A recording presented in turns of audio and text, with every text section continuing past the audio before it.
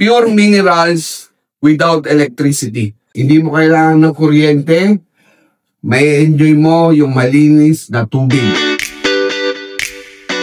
Another day, another water purifier from Aquabee Philippines. Mag-unboxing tayo dahil order po ang ating magandang customer na si Len. Ito po yung ating pinagmamalaking Aquabee Purified Water.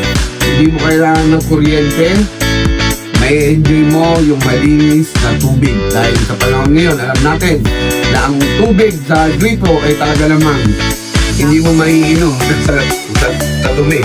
Pero dahil sa machine na to, ano ka lang, ayan siya, Aquabee, may enjoy na ng kahit sino ang malinis na tubig. So, ito po yung kanyang manual. Okay. This is 100% made in Korea. So, yung technology niya talagang high-tech po, no? Aquabee Pure Minerals, Zero Electricity. Saka nakakita, hindi mo kailangan ng kuryente pero may mineral water sa loob ng bahay ng kahit sino. So, ito po siya. Meron siyang kasamang operating manual. At ito po yung kanyang attachment. Kung titignan mo po, ito na siya.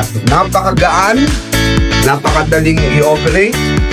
Halos plug and play lang po siya. Okay, ito yung kanyang button, on-off lang. Pag pindot mo, lalabas yung mineral water. Meron po siyang 5 filter na nandito sa loob para i-filterize yung tubig mula sa gripo. So ito po, lalagay lang natin ang hose to. Pag nilagay natin yung hose dito, papunta doon sa water line.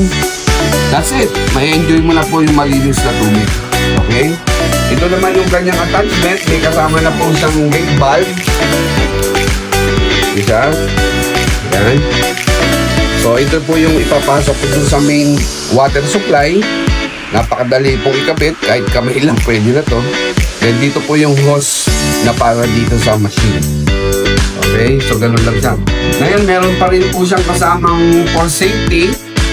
So, just in case na mag-malfunction yung button, meron po tayong safety switch dito na pwedeng on-off para hindi magtuloy-tuloy yung tapon if ever na mag-malfunction po ito. So, ganun ka-safety yung ating technology. Dalawang gate valve po siya. Ngayon, ang maintenance dito, after 6 months, magpapalit ka lang ng filter. So, ito yung filter niya sa loob. So, still, kita mo, Korea po siya. 5 klaseng filter po ito. Na kung saan talagang bago lumabas ang tubig dito sa faucet ng ating machine, ay talagang mineral na po siya. Okay? So, again, this is Aquabee.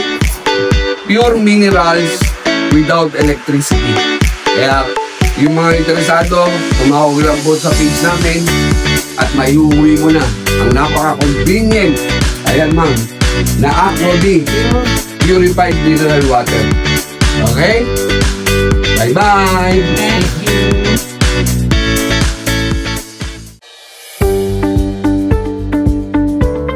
Hi guys! So ngayon mag-i-install tayo ng Aquabee. So pinapakita dito kung paano natin mapaplug yung tube sa pinaka-connector natin from main source. So ayan yung tube conversion natin para makapag-run through yung water to the filters. Pwede rin natin dito i-manual on and off yung paglabas ng tubig. Very easy lang, di ba? Plug and connect, then that's it. Ready to go na. So dito naman, hahayaan lang natin na mag-run yung water ng 5 to 10 minutes. Kasi dito na mag-a-adjust and magpa-process yung mga tubig na pumupunta sa filters. At para mainom na natin to.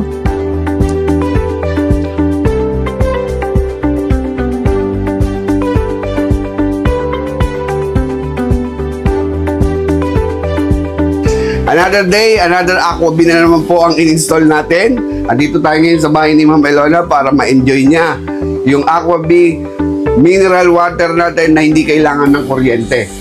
Ngayon, patitikim natin sa kanya kung gaano kasarap yung tubig na galing sa Aquabee.